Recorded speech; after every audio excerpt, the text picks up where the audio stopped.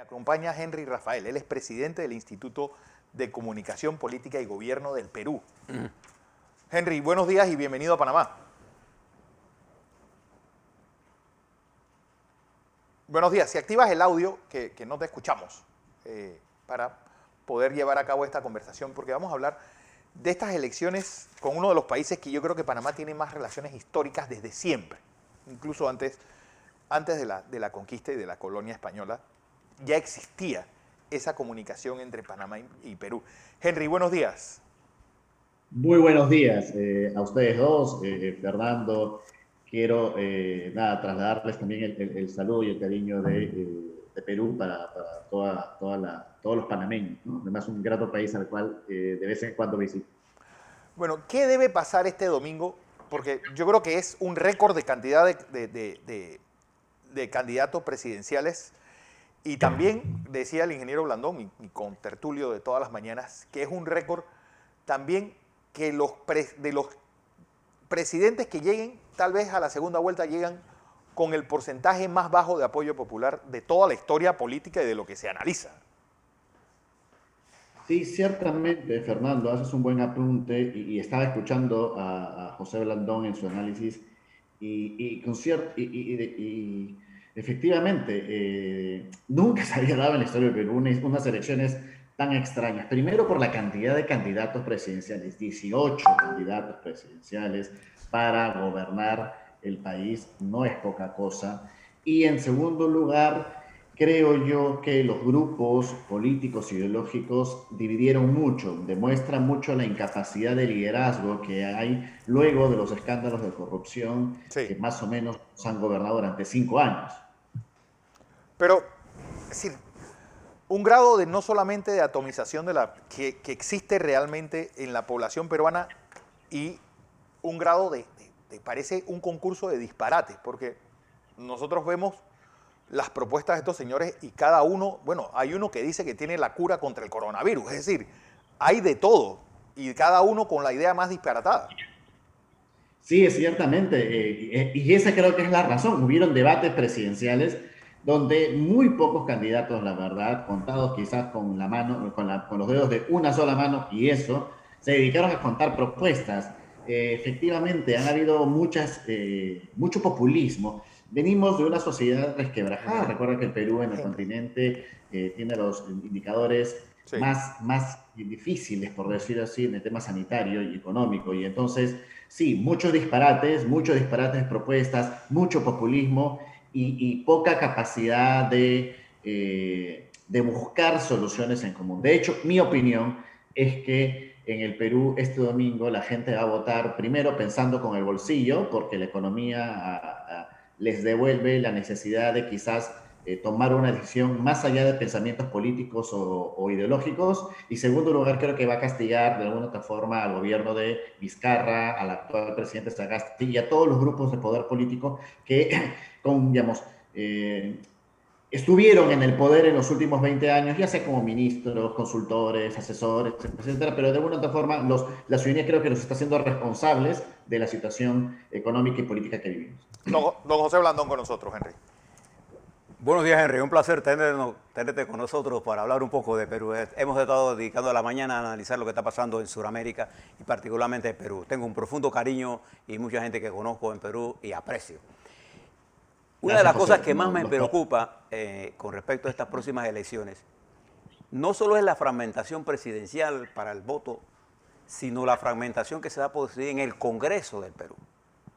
No hay posibilidades que ninguna organización política obtenga ni cerca de un 20-25%, lo que va a producir una atomización y un flujo de nuevos legisladores con poca experiencia y el presidente con poca experiencia para dirigir quizás una de las coyunturas más complejas Sí. en la que se enfrenta Perú. ¿Qué te parece? Sí, ciertamente. Miren, yo voy a hacer una comparación y si me permiten para poder explicarla. Durante mucho tiempo se habló de Alberto Fujimori como la persona que destruyó la partidocracia en el Perú al destruir el sistema de partidos políticos. Yo creo que la historia está empezando a juzgar que la única persona que le ha hecho más daño al Perú después de Alberto Fujimori, mejor dicho, que está superando a Alberto Fujimori es Martín Vizcarra, porque lo que estamos viendo hoy, esa pulverización de los partidos políticos, esa atomización, como lo has mencionado bien, José, responde primero a un cierre del Congreso y a una política absolutamente antipartidaria. Ayer Vizcarra, para que lo conozcan, estuvo en el Congreso de la República, justamente el Congreso que él, por decirlo así, creó, porque digamos, él cerró el Congreso para construir otro, y que ese mismo Congreso lo va a inhabilitar por 10 años. Ayer votó por decisión unánime, luego de que se comprobaran casos de corrupción, pero principalmente el tema de la vacuna, que, como saben, el presidente se vacunó a espaldas del pueblo. Eso por un lado. Segundo, efectivamente, ya hablando de las elecciones, nos acercamos a una real situación, que quien sea presidente o presidenta del Perú, que puede ser una opción en los próximos, a partir del 28 de julio de este año, va a tener que afrontar una situación muy compleja y va a tener que poner, digamos, a ejecutar dotes de estadista, porque va a tener un Congreso absolutamente atomizado, donde no va a haber mayorías y donde probablemente vaya a suceder lo mismo que en estos 5 años, donde va a haber el jalón político y que hasta se amenace nuevamente con las vacancias presidenciales, a la cual, digamos, cuyo resultado nos llevó a tener 4 presidentes en el último quinquenio, con lo cual creo yo que esa es una de las razones por las cuales probablemente vamos a tener que llegar a una segunda vuelta con abordar la necesidad de buscar espacios de entendimiento, ¿no? Yo sí creo que para la segunda vuelta quien quiera ser presidente o presidenta va a tener que entender, valga la redundancia, de que es posible gobernar sacando lo mejor de cada uno, de las izquierdas, la derecha, el antifujimorismo, los fujimoristas, en fin, todos estos sectores que en teoría políticamente han vivido enfrentados y que hoy, por el bien del país y por el bien de la región, como bien apunta José Blandón, la región en Latinoamérica nos comunicamos, nos queremos y nos entendemos, Sí. pero está faltando nuestros hilos comunicantes de desarrollo social, político y económico en naciones como la de Perú, que todavía están bastante rezagadas. Tu pronóstico para el domingo. ¿Quiénes llegan a esa gran segunda vuelta? Ustedes me quieren hacer mal con los televidentes, ¿eh? Ajá. A ver, tengo la sensación que nos vamos a acercar a... Está tan pegadito, ¿no? Los Sí, sí. resultados que nos vamos a acercar a una segunda vuelta, ya sea entre dos candidatos de centro-derecha o un candidato de izquierda radical, como el señor Castillo, y uno de los candidatos de centro-derecha, ya sea Keiko Fujimori, el señor López Aliaga o Hernando de Soto. Parece que Keiko Fujimori estaría pasando a la segunda vuelta en alguno de esos dos escenarios. Bueno, es decir, realmente porque me llamó la atención un escrito que hiciste desde el instituto hablando que la economía va a ser el tema primordial para la toma de decisión de los peruanos para este domingo. Así es, así es. Y esa es la razón por la cual creo que cuando... y no es solamente un enfoque que tiene que ver con el Perú. Normalmente en las sociedades latinoamericanas, incluyendo la de Estados Unidos, en la cual probablemente también tengo bastante cercanía porque he participado en varios procesos electorales, cuando la situación económica se resquebraja, sí, parece ser, por alguna razón más sociológica que de otro tipo, que los ciudadanos tienden más a identificar en la centroderecha alguna posibilidad de mejor manejo del problema económico. Y recuerden que Perú en los últimos 20 años era una potencia económica en Latinoamérica, incluso quebrando, por decirlo así, el liderazgo de Chile en Sudamérica. Pero eso se ha resquebrajado y hoy la tasa de desempleo es muy alta y los indicadores de recesión económica son los que lideran los indicadores, los índices, el ranking, por decirlo así, de Latinoamérica, y eso está haciendo un daño muy grande. Siento que la gente no está decidiendo en un sector por política o necesariamente por ideología. Creo que está decidiendo primero por resolver la economía. Es como diciendo, bueno, no importa que no esté de acuerdo a mis ideas, a mis... Sí, a mis pensamientos, pero probablemente son las personas que podrían solucionar el problema económico.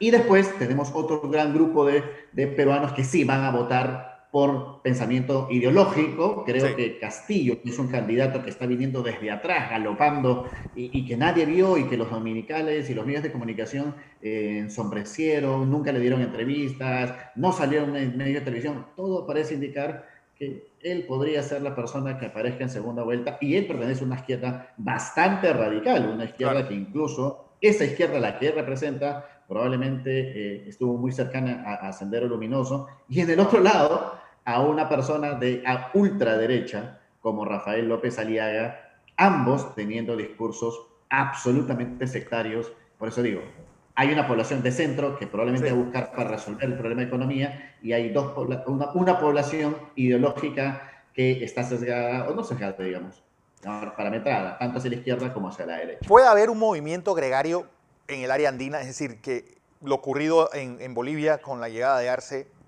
la posible victoria de Andrés Araúz en Ecuador, pueda hacer que en esas similitudes que tienen estos países de los Andes se mueva también el Perú hacia la izquierda.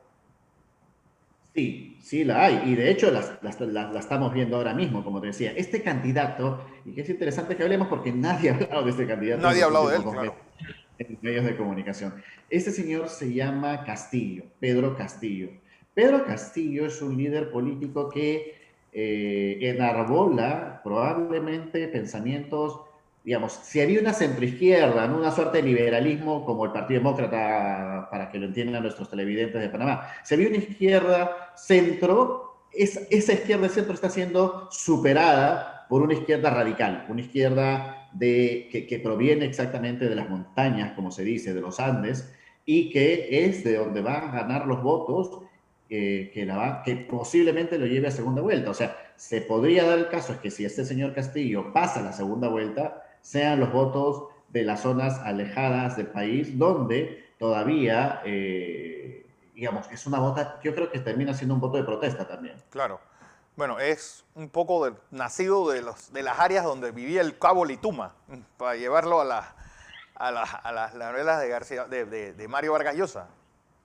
Sí, sí, y además considerar que esa posible, digamos, hacerle paso a la segunda vuelta nos podría llevar nuevamente a una elección polarizada, Sí, absolutamente, porque estamos hablando de una izquierda no centro, sino una izquierda radical con una candidata, si es Keiko Fujimori. Creo que no hay mucho que contar de Keiko Fujimori para Panamá, que la conocen bien, sí. es de centro derecha. Y si caso fuese el señor López Aliaga, estamos hablando de una postura absolutamente religiosa y conservadora. Sí, un hombre del Opus Dei, que es abiertamente miembro del Opus Dei. Así es, así Bueno, es. O sea que vamos a ver a dónde nos depara este domingo. O quizás, quién sabe, hay una sorpresa de la cual hablaremos quizás después cuando guste en la semana. bueno, después que sea el mundo sorprendido y no Perú el que se sorprenda de lo que hizo, pues vamos a ver. Bueno, suerte el domingo, Henry. Y sobre todo que quien gane, pues tengan a Perú en la cabeza. Un gran país que venía con un desarrollo económico interesante, se había convertido en una especie de gran sitio de restaurante, de todo lo que tenía que ver con hostelería en América, una potencia minera sin lugar a dudas. Y ojalá que siga ese impulso económico que tenía el Perú, tanto en turismo como en minería. Esperemos que sí. Yo creo que la ciudadanía, al final de cuentas, va a optar por una decisión para recuperar la economía, recuperar los sitiales en la minería, y espero igual este mensaje para sus televidentes, que estén bien y que salgamos todos, toda Latinoamérica, de esta pandemia que nos azota. Un abrazo, Fernando, un abrazo a Gracias, todos. Henry. Bueno, recuerden, el domingo votan 4.000 peruanos aquí en Panamá.